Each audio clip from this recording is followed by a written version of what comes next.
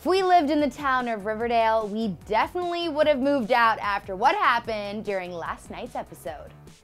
We're only 2 episodes into the new season of Riverdale, and it's already way darker and more mysterious than all of season 1.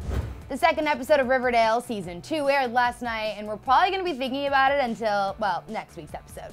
There's so much happening in this creepy little town that it's honestly kind of hard to keep up with it all. There's a murderer loose wreaking havoc on more and more people every day. FP Jones is still fighting prison time. Archie is slowly but surely going crazy, not to mention he's now acquired some weaponry. And Veronica is having some serious daddy issues. Like, serious. Thankfully, last night's episode hit on almost every single topic, giving us more clarity on the situation. But there were also some moments that just made us go, WTF? Our biggest concern right now is, who is this masked murderer and what is his motive? After Grundy was murdered with a cello bow, dark, last episode, we honestly thought that there could be a possible connection between her murder and Mr. Andrews' attack.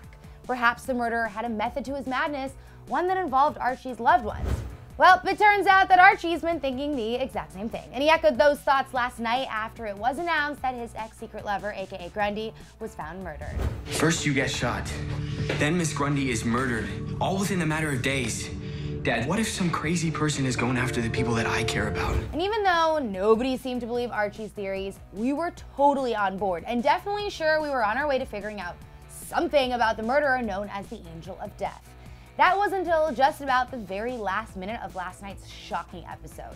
As Jughead narrated the ending of the ep, as he always does, we found Moose and Midge getting hot and heavy in the car after taking the new drug, Jingle Jangle.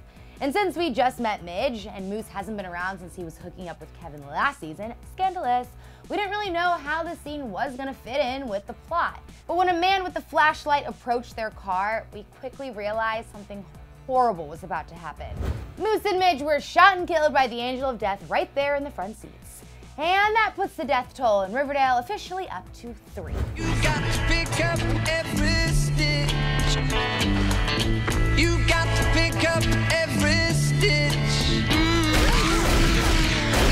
We should have known things were gonna get dark when we saw the return of our favorite kind of Betty Cooper. They call her Dark Betty, and you don't want to mess with her. Although Betty wasn't wearing the signature Dark Betty wig, her motive and tone of assertion was all the same when she confronted Cheryl over testifying in court for the sake of FP's potential freedom. Betty obviously knew that Cheryl was gonna say no, so she came armed and ready with her own ammunition. The video of Cheryl's dad shooting her twin bro, Jason Blossom. To help FP, or what? Or I wide release the video of your father shooting Jason. Betty sure does drive a hard bargain, and definitely once again just proved that she's not always just sunshine and ponytails.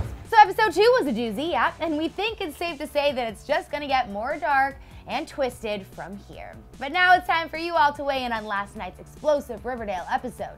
Do you think that there's a connection between the attacks against Mr. Andrews, Miss Grundy, Moose, and Midge?